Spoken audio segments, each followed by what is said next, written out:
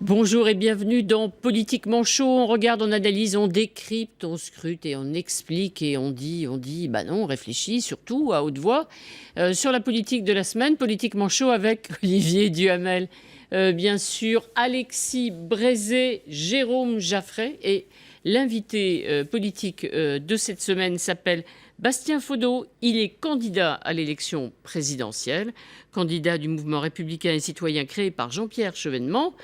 Quand on dit candidat à l'élection présidentielle, à chaque fois vous dites ouf, bah oui c'est vrai, au fond ça vous tombe un peu comme ça là-dessus, vous assumez, parce que c'est lourd quand même, non? Écoutez, j'ai pas d'autre choix que celui d'assumer, parce que je l'ai choisi. Je me plains pas des choses que je choisis dans la vie. Mais naturellement, il faut que je me fasse progressivement à l'idée. Je ne le vis pas comme une expérience individuelle. On travaille de manière collective à cela, mais je suis prêt à l'exercice. Alors, je suis sûre que dans votre campagne, on va parler bien sûr de la gauche, du gouvernement. Alors, et la gauche, ce sera la deuxième partie, dans la deuxième partie de l'émission. Mais d'abord, on va dire et l'Europe. Le et l'Europe, avec un petit rappel à l'ordre. Eh bien, il a été prononcé, si j'ose dire, ce rappel à l'ordre, en quelque sorte, par Barack Obama en visite officielle au Royaume-Uni, conviant les Britanniques à ne pas sortir de cette union. On va l'entendre, Barack Obama, et la réaction de quelqu'un qui, justement, lui, est favorable au Brexit. Les États-Unis veulent un Royaume-Uni fort comme partenaire. Et le Royaume-Uni excelle lorsqu'il contribue à diriger une Europe forte. L'Amérique défend sa souveraineté avec une jalousie hystérique, au point que les diplomates américains ici dans notre ville refusent de payer le péage urbain. Et ils nous doivent 11 millions d'euros à ce jour. Voilà, il a quand même de l'humour. On a toujours de l'humour au Royaume-Uni. C'est ça qui est bien en Angleterre. Alors, Bastien Faudeau, on parlera beaucoup d'Europe. Vous parlerez beaucoup d'Europe dans votre campagne. Vous êtes favorable, vous pensez qu'en tout cas, c'est dans l'intérêt du Royaume-Uni de quitter aujourd'hui l'Union européenne? Madame Chabot, il ne vous aura pas échappé que je suis un souverainiste de gauche. Je suis donc particulièrement attaché à la souveraineté du peuple français. Alors j'essaie d'être conséquent, je suis tout autant attaché à la souveraineté du peuple anglais. Cette question-là ne me concerne pas directement, je ne peux pas m'exprimer à leur place. Par contre, je peux vous dire ce que je pense en tant que Français de cette question-là. Et au fond, je pense que ce serait un mauvais signal pour une raison essentielle, c'est que cela nous laisserait dans un duel que j'estime mortifère entre l'Europe hanséatique et l'Europe méditerranéenne. Je pense qu'il y ait un troisième grand pilier dans cette Europe-là, nous permet en tout cas pas de sortir de l'ornière pour l'instant, mais en termes de perspective, ce serait plus équilibré. Oui, Olivier Duhamel. C'est très intéressant votre position et dans le fond, plutôt à votre honneur, parce que les positions sur le sujet d'habitude sont que lorsque l'on est très souverainiste, on est pour la victoire du Brexit. On est pour la victoire du Brexit en se disant s'ils le font, on pourra le faire un jour, en se disant ça va porter du tort à l'Europe, c'est une bonne chose. Quand on est un Européen, j'allais dire entre guillemets, normal, on est contre la victoire du Brexit parce qu'on pense notamment, principalement, que sans le Royaume-Uni, l'Europe perdrait considérablement de sa puissance économique, militaire, politique, et qu'à l'ère des grands pays, continents qui vont se confronter, ou en tout cas qui vont apprendre à vivre ensemble au XXIe siècle, il est important que l'Europe soit forte. Et puis, quand on est ultra-fédéraliste, comme Daniel Cohn-Bendit ou comme Michel Rocard, même s'il n'y croit plus, on est pour le Brexit en disant mais qu'ils s'en aillent, puisqu'ils sont peu européens, puisqu'ils sont froids, qu'ils s'en aillent. Quel est le point commun entre ces trois positions? C'est qu'on a une position qui est déterminée exclusivement par sa propre position dans son pays. On n'a pas une position en soi pour l'Europe et on n'a pas une position pour le Royaume-Uni lui-même, ce qui est quand même assez particulier. Jérôme Jaffray. Oui, moi, parlons de l'autre événement européen de la semaine, si vous m'y autorisez. Il y a le Brexit, bien sûr, le discours d'Obama qui l'a relancé. Il y a les élections en Autriche, qui sont un événement assez considérable. Le premier tour de l'élection présidentielle a eu lieu au suffrage universel. Alors, le président de la République autrichienne n'a pas du tout les pouvoirs du président de la République français. C'est une élection au suffrage universel, mais c'est un président qui est un président arbitre, simplement, et qui ne décide pas de la politique autrichienne. Aucun des présidents élus au suffrage universelle en Europe n'allait pouvoir... C'est aussi le cas du Portugal, par exemple. Mais dans le cas de l'Autriche, ce qui est particulièrement intéressant, c'est au-delà de la percée de l'extrême droite, ça va même plus loin. Le candidat d'extrême droite est arrivé en tête avec 36% des voix, mais c'est l'explosion du système politique traditionnel que nous avons vu en Autriche.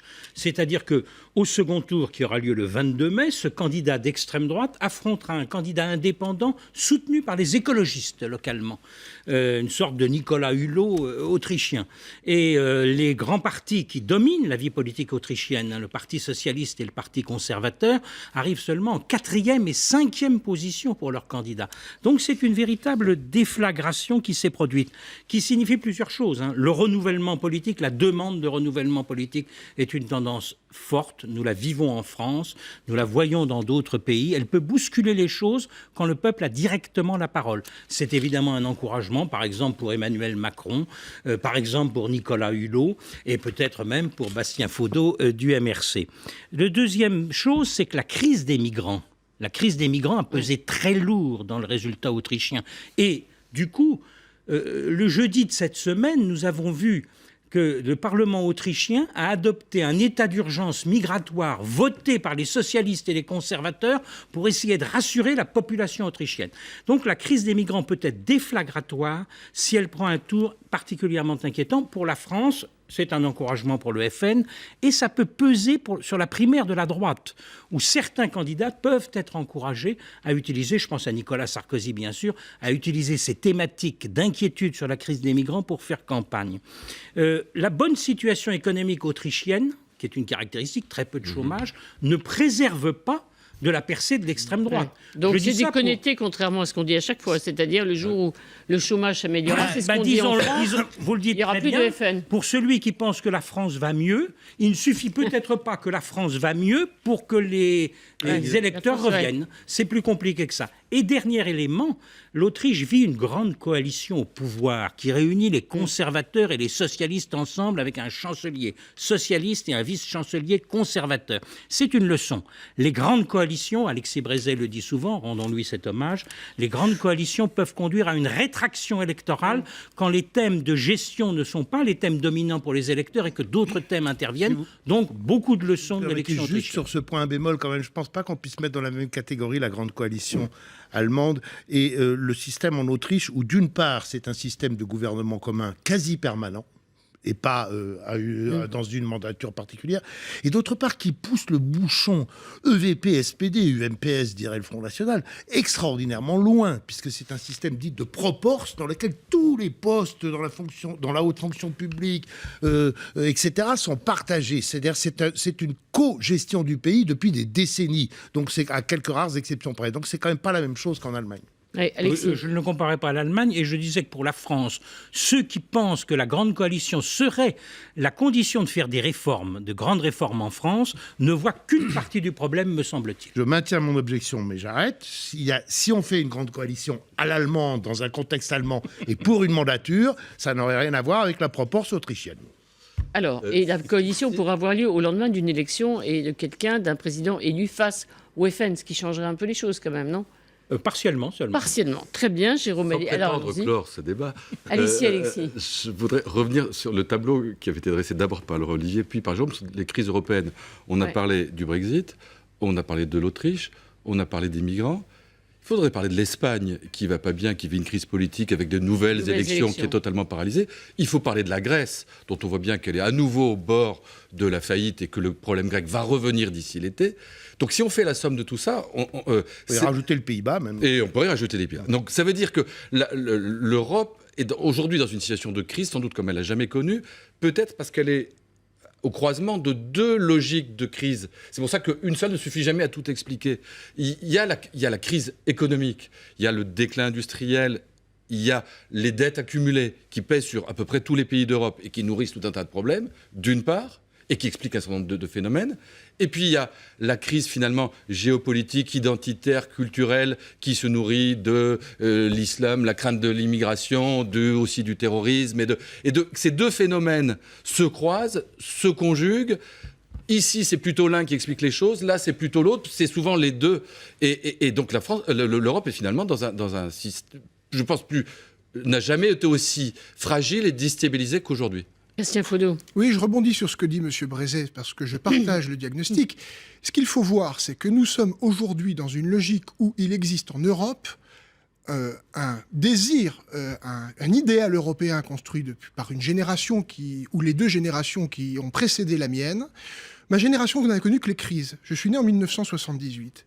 De ce point de vue, l'idéal européen tel qu'il a été formalisé, aujourd'hui, rencontre et se fracasse face au réel. Et la réalité, c'est...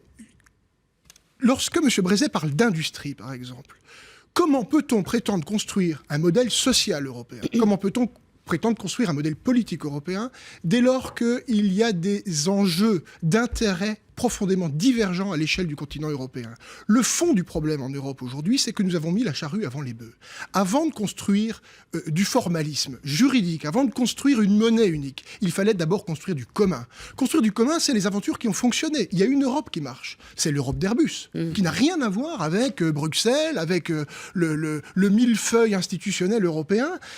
C'est d'abord l'Europe des projets. Erasmus, on ne le dit jamais. Erasmus n'a rien à voir avec les institutions européennes. Ça a été repris ensuite. Donc, l'idée d'abord du bilatéral puis du multilatéral pour construire une conscience européenne qui permet ensuite d'aboutir vers un projet qui puisse parler au peuple et surtout qui ait le sentiment d'être pertinent, d'être puissant. Or, aujourd'hui, on le voit, c'est le fond de la crise politique. Alors, on va certainement en parler après. Le problème de l'indistinction, quel qu'en soit le format, même si j'entends vos nuances, Monsieur Duhamel, le problème de l'indistinction, on le voit en France aujourd'hui. La consécration de tout cela, c'est Macron. Mais le problème, c'est qu'il faut donner encore une lisibilité au débat politique pour que les Français puissent s'en saisir, pour qu'une conscience émerge de tout cela.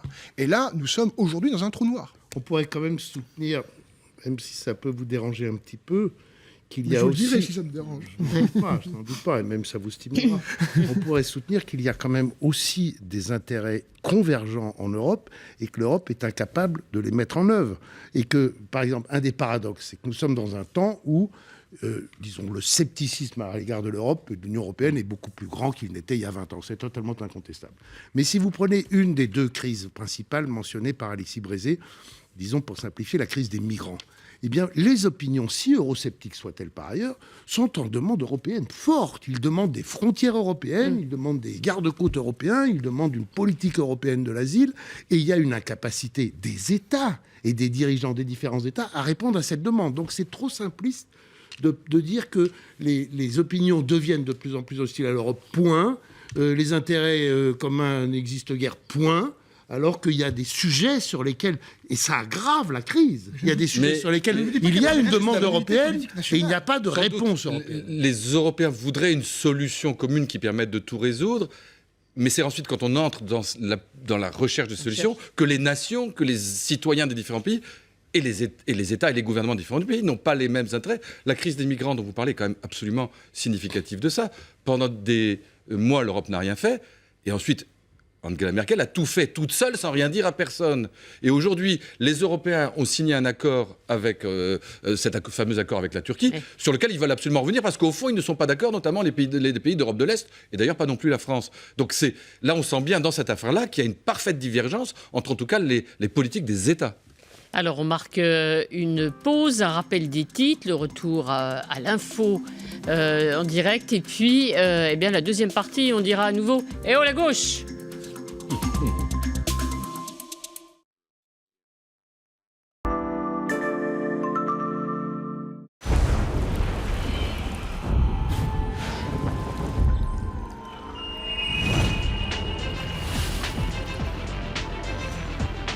Eros, the fragrances for women and men by Versace. Enfin, un protège-écran qui encaisse les chocs. Force Glass, le seul protège-écran garanti à vie. Force Glass, plus fort que tout. J'ai quelque chose à vous dire. J'ai envie de le dire à celui qui attend ce moment depuis longtemps. À celle qui n'en a jamais douté.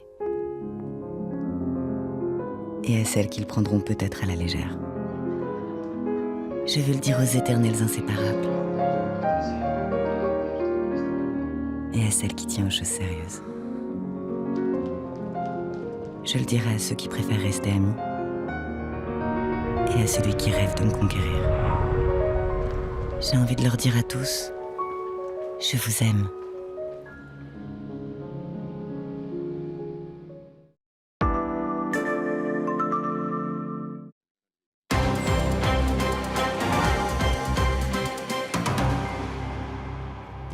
« 17h30 sur LCI, ce qu'il faut retenir de l'actualité, des incidents en ce moment même à Paris, du côté de la gare d'Austerlitz, en marge de la manifestation anti-loi El Khomri, alors que tout avait commencé dans une ambiance bon enfant et sous le soleil, place d'Enfer-Rochereau, sous le signe du rassemblement contre la loi travail, avec des lycéens, étudiants, intermittents et salariés, et ce nouveau test dans les rues après 2 mois de contestation. À l'instant, la CGT annonce 60 000 manifestants dans le cortège parisien. Claire-Hélène Bousgarou, on vous retrouve, vous êtes dans ce quartier de la gare d'Austerlitz et apparemment la situation est très tendue autour de vous. Oui, une situation très tendue. Notre équipe vient de se faire agresser, menacer et frapper avec un drapeau par plusieurs militants de la CGT. Donc une ambiance très tendue près de la gare d'Austerlitz, là où des heurts ont éclaté un petit peu avant 17h en marge de la manifestation contre la loi travail. Plusieurs dizaines de jeunes cagoulés s'en sont pris aux forces de l'ordre, lançant des projectiles. Les CRS ont alors répliqué avec des gaz lacrymogènes. Je ne sais pas si vous voyez derrière moi sur les images de Chloé Gibert des dégâts qu'on peut voir, des pavés et d'autres projectiles qui sont encore sur le sol. Les autorités craignaient des débordements en marge de cette nouvelle journée de manifestation. Des dizaines de CRS avaient été mobilisés. Vous voyez une ambiance encore assez tendue. La dernière journée de mobilisation, le 9 avril, avait dégénéré. Plusieurs personnes avaient été interpellées. Donc la manifestation était pourtant bon enfant jusqu'à ces incidents qui ont émaillé la fin de parcours ici près de la gare d'Austerlitz. Les autorités craignent désormais de nouveaux incidents à la fin du parcours Place de la Nation. Merci beaucoup Claire-Hélène. Et effectivement, on les signale d'ores et déjà ces incidents en fin de cortège, place de la Nation. 2 policiers au moins ont été blessés. Et puis des incidents également en région à Nantes, alors qu'on a compté entre 8 000 et 20 000 manifestants. Là aussi, des heurts entre CRS et groupes de jeunes. Des incidents à Rennes, à Marseille, 57 personnes ont été arrêtées, et puis ainsi que près de Lyon, ou encore près de Paris, où une centaine de jeunes ont tenté de bloquer le port de Gennevilliers, puis un dépôt de bus près de Saint-Denis. Voilà donc ce que l'on pouvait retenir pour les événements en cours de ces manifs anti-loi El Khomri et surtout des incidents en marge. Tout de suite, vous retrouvez Politiquement chaud avec Arlette Chabot et ses invités.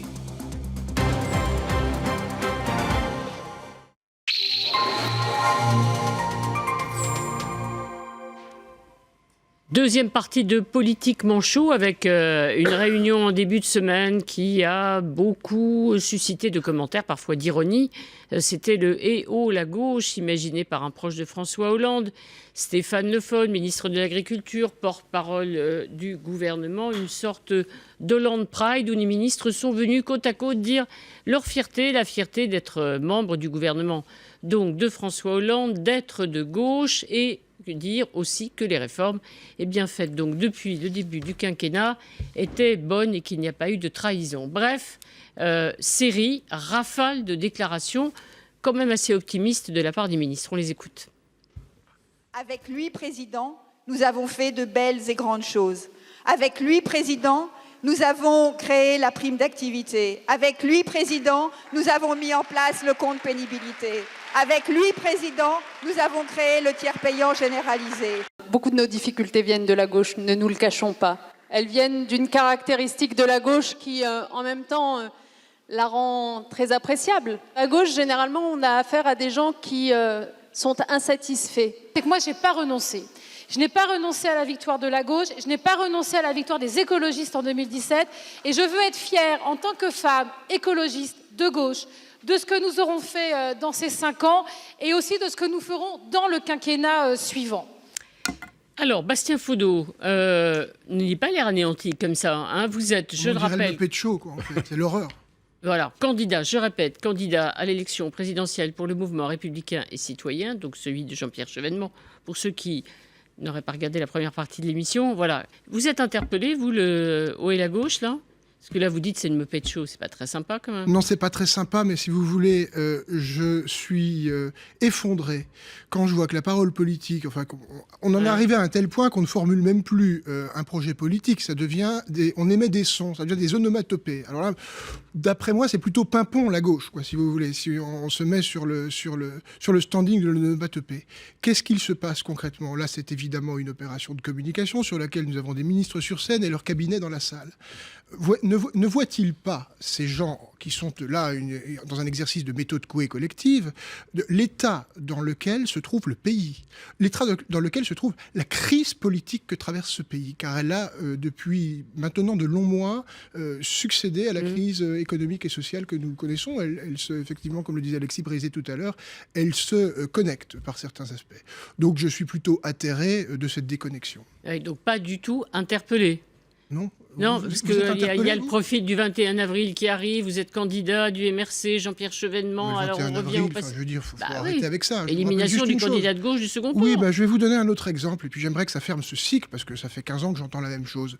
C'est pas fini à mon avis. C'est peut-être pas terminé, mais ça ne m'empêchera pas d'y répondre.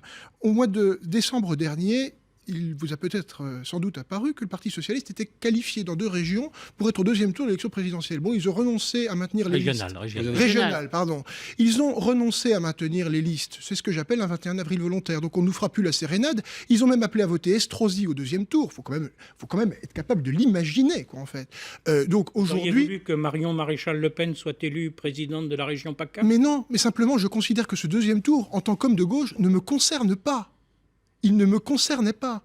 Je pense que Jean-Pierre Masseret a fait le bon choix en maintenant sa liste en Lorraine, en Alsace, Lorraine, Champagne-Ardenne au 2e tour. Je pense que ça, c'était le choix du courage, c'était le choix de maintenir un combat.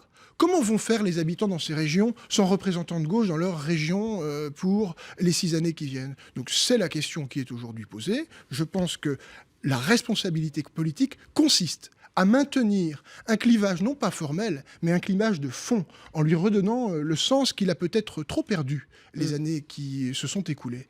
Et c'est ça l'enjeu qui est devant nous. Ouais. Alors, Olivier Duhamel qui a l'air sceptique. Non, je pense que je vais vous surprendre et déplaire à beaucoup.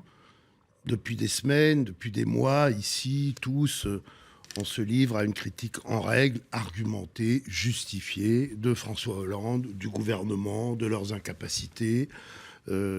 Évidemment, et je le sais comme tout le monde, près des 3/4 des Français ne pensent pas du tout que ça va mieux. Évidemment, quand vous entendez Marisol Touraine se lancer dans une anaphore, on se dit que c'est quand même assez déplacé, vu à quel point l'anaphore de François Hollande dans son débat, moi président, contre Sarkozy, s'est retourné contre lui.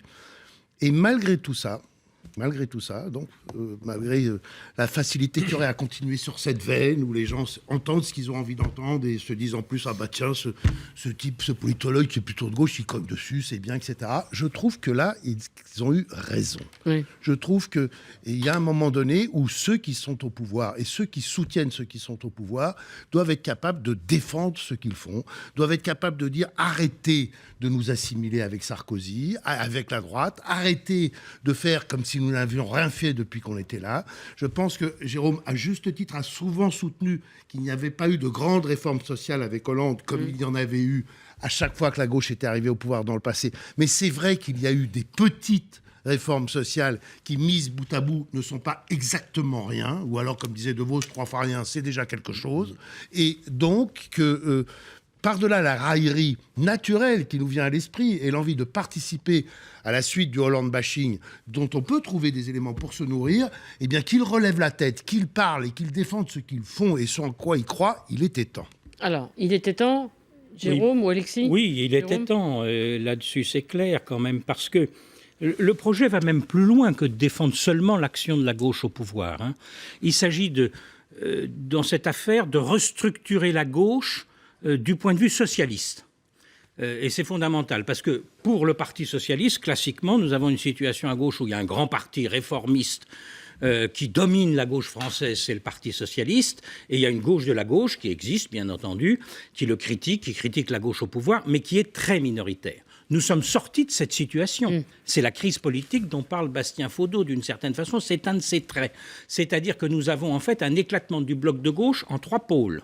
Il y a la gauche gouvernementale, il y a la gauche frondeuse et il y a la gauche de la gauche. Et le clivage traverse le Parti socialiste. Et à partir du moment où il traverse le Parti socialiste, entre gauche gouvernementale et gauche frondeuse, il menace dramatiquement le Parti socialiste, à la fois dans ses résultats électoraux à venir et dans sa survie politique comme grande force, en tout cas. Donc, on a quelque chose de fondamental. Et donc, le combat est effectivement à mener pour le pouvoir, pour les gens du pouvoir, en tout cas, sur les thèmes de la trahison, de l'abandon des valeurs et du vide du quinquennat. L'idée qu'il ne s'est rien fait pendant ce quinquennat qui soit utile pour les électeurs qui ont voté pour François Hollande, c'est dramatique comme bilan. Donc c'était absolument une urgence là-dessus. En même temps, évidemment, c'est une partie très difficile à mener. Elle n'est pas gagnée pour autant, mais c'est un enjeu pour permettre à François Hollande d'être candidat.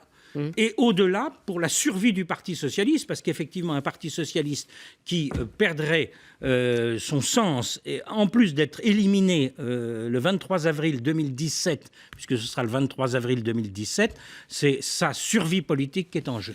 Oui. Alexis Brézé, vous raillez, vous ironisez, ou vous dites effectivement il fallait bien le faire, même si on rigole. Je suis assez d'accord qu'il faut se battre, il faut toujours se battre, y compris quand on est au plus bas, c'est à ce moment-là où il faut se battre.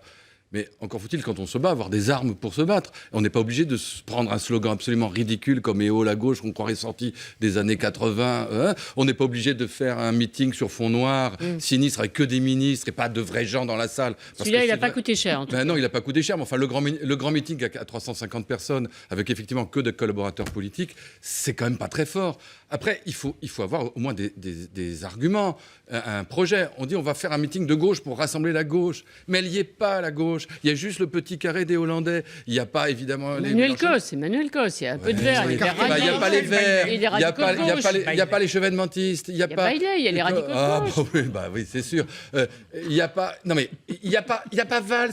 Il n'y a pas Macron.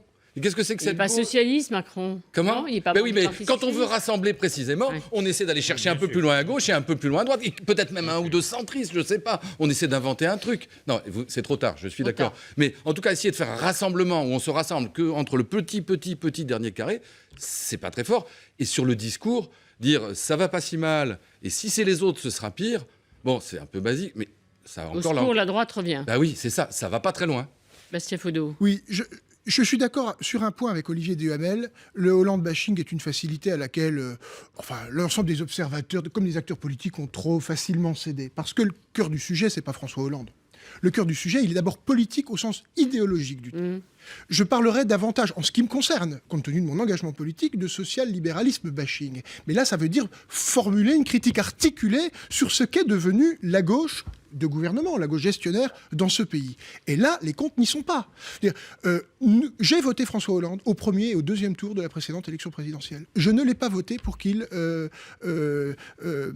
agite la question de la déchéance de nationalité. Je n'ai pas voté pour lui pour qu'il prolonge un état d'urgence qui n'est, à mon sens, aujourd'hui pas justifié. Je n'ai pas voté pour lui pour qu'il revienne sur la parole qui était la sienne pour la campagne, à savoir le 29 juin 2012, il a abandonné en rase campagne son projet de renégocier le traité budgétaire européen, qui était au cœur de sa campagne. C'est la raison pour laquelle un certain nombre d'amis et moi-même avons voté pour lui. Je veux dire, la peinture de son bureau est encore toute fraîche. Il l'a abandonné parce qu'il s'est fait envoyer promener. Oui, mais enfin, son rôle en tant que président de la République, qui avait une légitimité alors toute neuve, sortie des urnes, était quand même précisément d'assumer un certain rapport de force. Il ne l'a pas voulu. Chaise vide à la De Gaulle. Sarkozy, au moins. Mais il faut avoir un peu d'imagination dans ce genre de circonstances. C'est ce qu'on demande à minima à un président de la République. Il y a maints sujets comme ça qui ont été littéralement abandonnés et la finance, l'ennemi, la loi de séparation bancaire. Enfin, comment voulez-vous que la gauche se retrouve dans ce mandat ? C'est une question de fond. Ce n'est pas du Hollande bashing. Et pourtant, moi, je trouve que les ministres, ils avaient l'air très contents. Alors, Marisol Touraine, non, très contents de dire on est de gauche. Il y avait longtemps que je n'avais pas entendu les ministres assumer le fait qu'ils sont de gauche, qu'ils s'affirment de gauche. Quand vous le résumez au secours, la droite revient, c'est pas faux, mais c'est un petit peu réducteur. Parce qu'une partie du discours, au-delà du caractère un peu grotesque, en effet, du EO de la gauche au matelot, il était un petit navire et tout bastringue. Il y a quand même quelque chose, ça veut dire quelque chose de plus qui peut être une ligne de défense partielle de ce quinquennat, qui est, compte tenu de la situation dans laquelle j'ai trouvé le pays, et compte tenu de la persistance, d'une crise molle, mais d'une non vraie grande reprise européenne, j'ai fait ce qu'il fallait pour préserver un modèle social que la droite aurait mis par terre et qu'elle mettra par terre. C'est ce qu'il dit. Ça aurait été pire si c'était pas nous. Bon, oui. Mais c'est pas que vous partagez pas ce point de vue. Non, mais ça n'est pas du tout un scoop. C'est pas un argument de dire que ça aurait pu être pire. Si, c'est un argument de dire que ça aurait pu être pire quand les gens voient que parfois ailleurs c'est pire. On nous dit oui. Moi j'ai entendu un ministre dire on n'a pas fait la Grèce. Oui, heureusement. Ça donne l'Autriche, ça donne le Front National, ça donne l'indistinction au sein du clivage. Continuons comme ça. L'autre débat, si vous voulez, il y a le débat on est de gauche. L'autre débat fondamental actuel, c'est la France va mieux. Ouais. C'est le grand thème lancé par Hollande. Et là, c'est une prise de risque considérable. Il y a un sondage ELAB qui est paru cette semaine et qui a posé la question, est-ce que vous pensez comme Hollande que la France va mieux? Réponse oui, 17%. Réponse non, 83%. Parmi les électeurs Hollande du premier tour, dont vous-même, si j'ai bien compris, 60% de non. La France ne va pas mieux. Donc c'est une prise de risque considérable parce que de toute façon, sur ces sujets, sur un sujet pareil, c'est très très difficile de convaincre les électeurs que la France va mieux. Oui, Jérôme, mais c'est très difficile parce que vous avez un doute. Vous avez de ça. toute façon un doute. Est-ce que c'est un chiffre isolé ou est-ce que c'est un chiffre qui va se répéter? Est-ce que c'est un chiffre qui vient du grand plan de formation, 500 000 jeunes placés en formation? Parce que ça, c'est évidemment une bombe à retardement par rapport à la sincérité des statistiques et à l'idée que le chômage baisse vraiment ou pas. C'est redoutable comme mécanique, surtout si les résultats en plus sont en dents de scie dans les prochains mois. Ne l'oublions pas, il y a cette inquiétude là-dessus. Et puis, si la France va mieux, d'abord à ce moment-là, les Français se disent très vite, mais qui va mieux exactement en France? Et deuxièmement, si réellement la France va mieux, qu'est-ce qu'on fait pour moi? Et pour le fait que, puisque la France va mieux, j'en retire quelques bénéfices dans ma situation personnelle, dans mon pouvoir d'achat, etc. Donc, on a une situation qui est à la fois en même temps la condition pour François Hollande, évidemment, pour dire que ce quinquennat est utile, qu'il apporte quelque chose et que le pays avance, marche mieux, et en même temps quelque chose de redoutablement difficile à mener.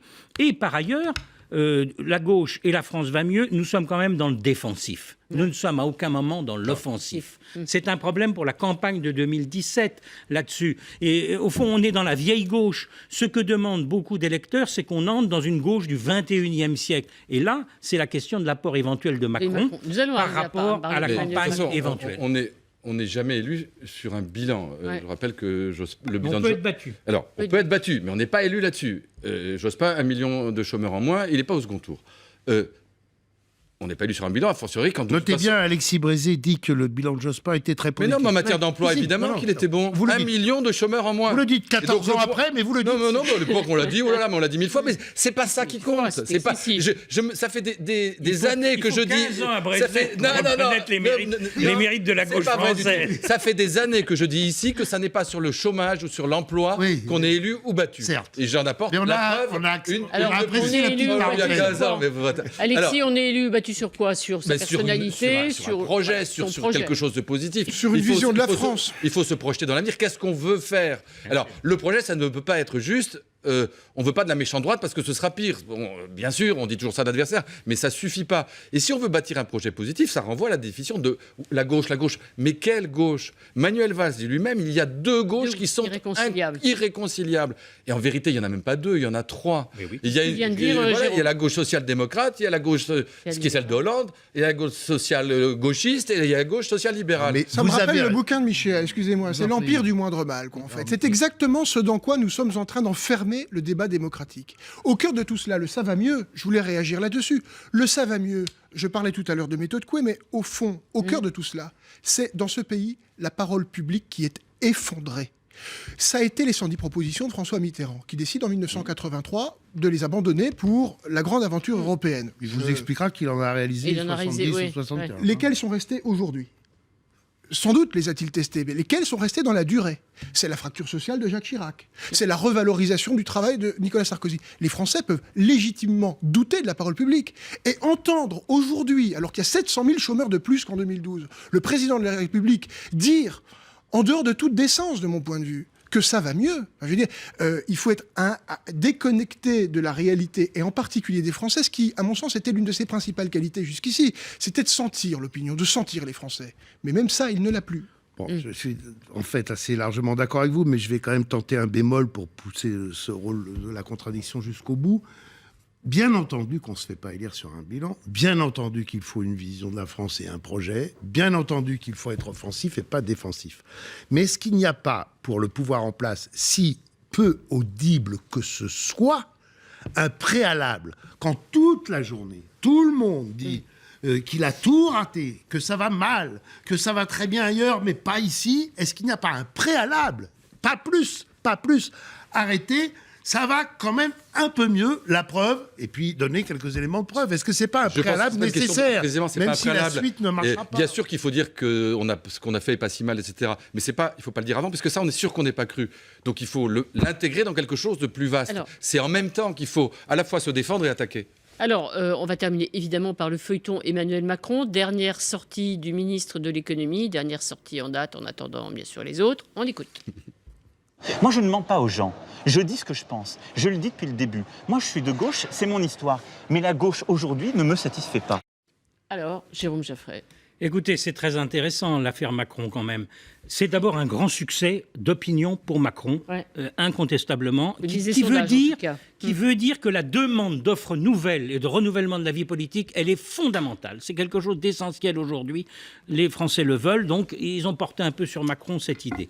Et en même temps, les choses sont allées trop vite pour Emmanuel Macron, d'une certaine façon. D'une part, il était finalement perçu comme un outil anti-Hollande, dans toutes ses déclarations, et ce qui est assez déstabilisant.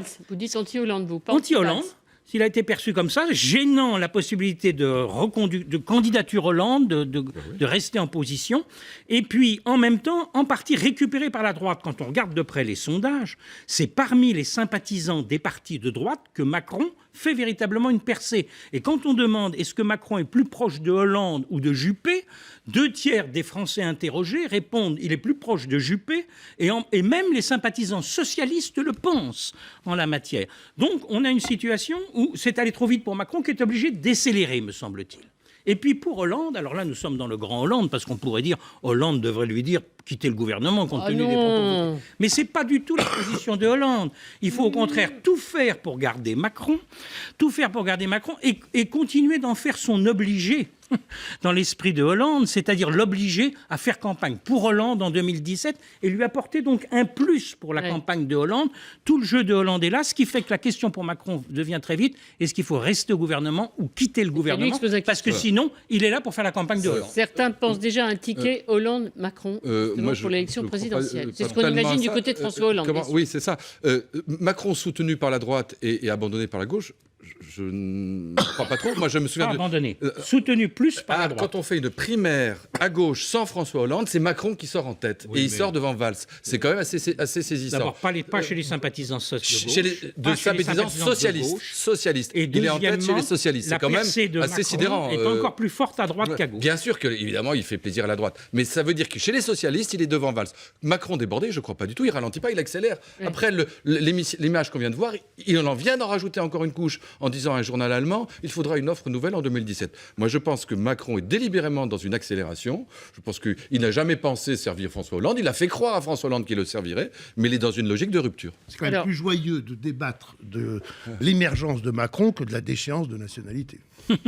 Ça, c'est une pierre dans votre jardin, Bastien Foudot. Alors, vous avez le même âge qu'Emmanuel Macron. Vous dites... mais lui, il a une pensée de vieux dans un corps de jeune.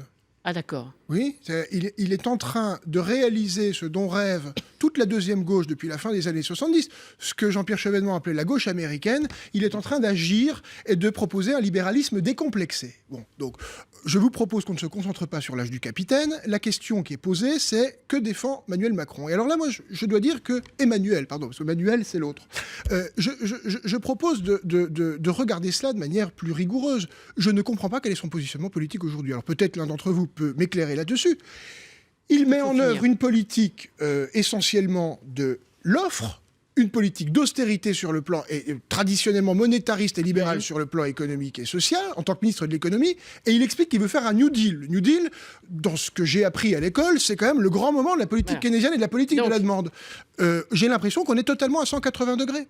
Alors, on est à 180 degrés. Je suis sûr qu'on parlera d'Emmanuel Macron la semaine prochaine, par exemple, pour un nouveau Politiquement chaud. Merci, bonne semaine.